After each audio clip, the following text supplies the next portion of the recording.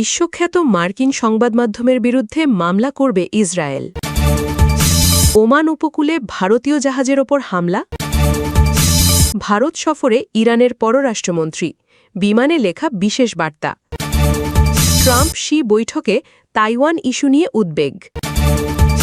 প্রিয় দর্শক, এবার জানিয়ে দিব বিস্তারিত।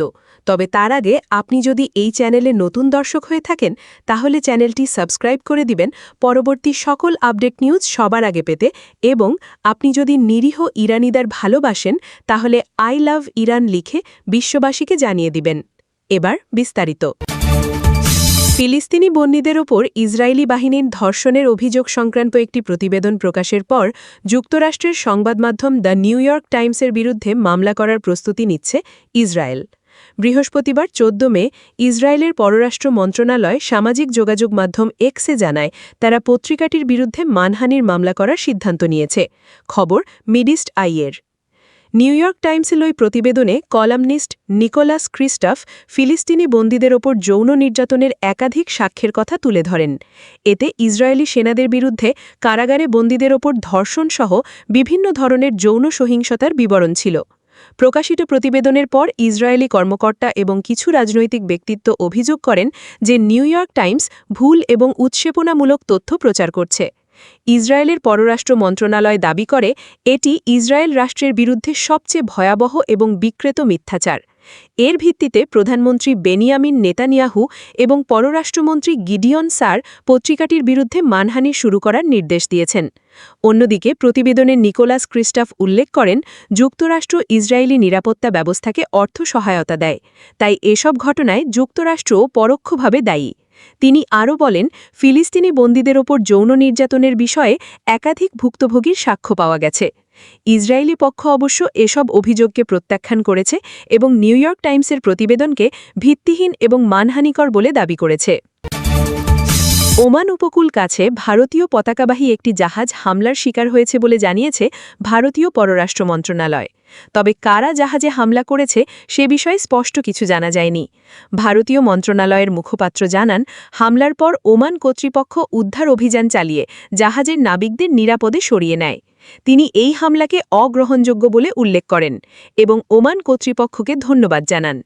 ভারত একটি বিবৃতিতে জানায়, বাণিজ্যিক জাহাজ লক্ষ্য করে হামলা, নিরীহ নাবিকদের জীবন ঝুঁকিতে ফেলা কিংবা সমুদ্রপথে অবাধ চলাচল ও বাণিজ্যে বাধা সৃষ্টি করা এসব থেকে বিরত থাকতে হবে।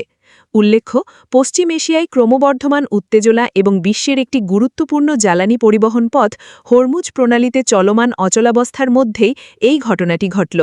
যদিও চলমান নিরাপত্তা পরিস্থিতিতে সংকট থাকা সত্ত্বেও গত 24 ঘণ্টায় ভারতগামী একাধিক এলপিজি ট্যাঙ্কার হরমুজ প্রণালী অতিক্রম করেছে। সূত্র টাইমস অফ ইন্ডিয়া।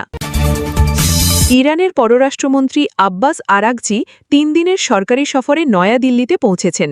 মধ্যপ্রাচ্যে যুদ্ধ শুরুর পর তেহরান থেকে এটি প্রথম উচ্চস্তরের কূটনৈতিক সফর, আর এই সফরে আরাগচির ব্যবহৃত বিমানে লেখা ছিল বিশেষ বার্তা। বৃহস্পতিবার ভারতীয় সংবাদমাধ্যম এনডিটিভির প্রতিবেদনে এ তথ্য জানানো হয়। আরাগচি মূলত ব্রিক্স পররাষ্ট্রমন্ত্রীদের 2 দিনের বৈঠকে অংশ নিতে ভারতে এসেছেন। পাশাপাশি ভারতের পররাষ্ট্রমন্ত্রী এস জয়শঙ্করের সঙ্গে দ্বিপাক্ষিক বৈঠকেও অংশ নেবেন। বৈঠকে মার্কিন, ইসরায়েলি ও ইরান যুদ্ধ ঘিরে চলমান সংকট নিয়ে আলোচনা হওয়ার কথা। ভারতের পররাষ্ট্র মন্ত্রণালয়ের মুখপাত্র রণধীর জয়সওয়াল সামাজিক যোগাযোগ মাধ্যম এক্সে একটি বার্তায় আরাগচিকে স্বাগত জানান। এদিকে আরাগচির বহনকারী উড়োজাহাজটির নাম ছিল মিনাব 168, যা বিশেষ প্রতীকী গুরুত্ব বহন করছে। যুদ্ধ শুরুর সময় ইরানের মিনাব শহরের একটি স্কুলে ক্ষেপণাস্ত্রে হামলায় নিহত 168 কন্যা শিশুর স্মৃতিস্মরণে এই নাম রাখা হয়েছে বলে প্রতিবেদনে উল্লেখ করা হয়েছে। যুক্তরাষ্ট্রের প্রেসিডেন্ট ডোনাল্ড ট্রাম্প ও চীনের প্রেসিডেন্ট শি জিনপিংয়ের বৈঠকে তাইওয়ান ইস্যু অন্যতম গুরুত্বপূর্ণ আলোচ্য বিষয় হতে পারে বলে মনে করছেন বিশ্লেষকরা। তাদের ধারণা, বৈঠকে শি জিনপিং চীন শাসিত দ্বীপ তাইওয়ানের কাছে মার্কিন অস্ত্র বিক্রয় বন্ধে ট্রাম্পের ওপর চাপ সৃষ্টি করতে পারেন। যুক্তরাষ্ট্রের জাতীয় নিরাপত্তা পরিষদের প্রাক্তন চীন ও তাইওয়ান বিষয়ক সিনিয়র পরিচালক জুলিয়ান গেওয়ার্ডস বিবিসিকে বলেন, উদ্বেগ হচ্ছে শি জিনপিং চাপ প্রয়োগ করলে ট্রাম্প কোনো না কোনোভাবে ছাড় দিতে পারেন। চীন তাইওয়ানকে নিজেদের বিচ্ছিন্ন একটি প্রদেশ হিসেবে দেখে এবং ভবিষ্যতে বেইজিংয়ের নিয়ন্ত্রণে নেওয়ার লক্ষ্য প্রকাশ্যে জানিয়েছে। প্রয়োজনে শক্তি প্রয়োগের পথও নাকচ করেনি। অন্যদিকে যুক্তরাষ্ট্র ওয়ান চায়না নীতি সমর্থন করে, তবে তাইওয়ানের সঙ্গে অনআনুষ্ঠানিক ঘনিষ্ঠ সম্পর্ক বজায় রেখেছে। একই সাথে আমেরিকি আইনে দ্বীপটিকে আত্মরক্ষার সক্ষমতা বাড়াতে সহায়তা দেওয়ার বাধ্যবাধকতাও রয়েছে। বিশ্লেষক জুলিয়ান গেওয়ার্ডসের মতে, আগের মার্কিন প্রেসিডেন্টরা দীর্ঘদিন ধরে তাইওয়ান প্রশ্নে একই ধরনের অবস্থান বজায় রাখলেও ট্রাম্প বিষয়টিকে ভিন্নভাবে দেখেন। তিনি বলেন, ট্রাম্প বিভিন্ন সময়ে তাইওয়ানের সেমিকন্ডাক্টর শিল্পের আধিপত্য নিয়ে অসন্তোষ প্রকাশ করেছেন। এছাড়া তাইওয়ান ভৌগোলিকভাবে যুক্তরাষ্ট্রের তুলনায় চীনের অনেক কাছাকাছি, এ কথাও তিনি উল্লেখ করেন। এ বিশ্লেষকের মতে, তাইওয়ান ইস্যু নিয়ে ওয়াশিংটন ও বেইজিংয়ের অবস্থান দুই দেশের সম্পর্কের সবচেয়ে সংবেদনশীল ও ঝুঁকিপূর্ণ বিষয়গুলোর একটি। এই বিশ্লেষকের মতে, তাইওয়ান ইস্যু নিয়ে ওয়াশিংটন ও বেইজিংয়ের অবস্থান দুই দেশের সম্পর্কের সবচেয়ে সংবেদনশীল ও ঝুঁকিপূর্ণ বিষয়গুলোর একটি। এ বিশ্লেষকের মতে, তাইওয়ান ইস্যু নিয়ে ওয়াশিংটন ও বেইজিংয়ের অবস্থান দুই দেশের সম্পর্কের সবচেয়ে সংবেদনশীল ও ঝুঁকিপূর্ণ বিষয়গুলোর একটি।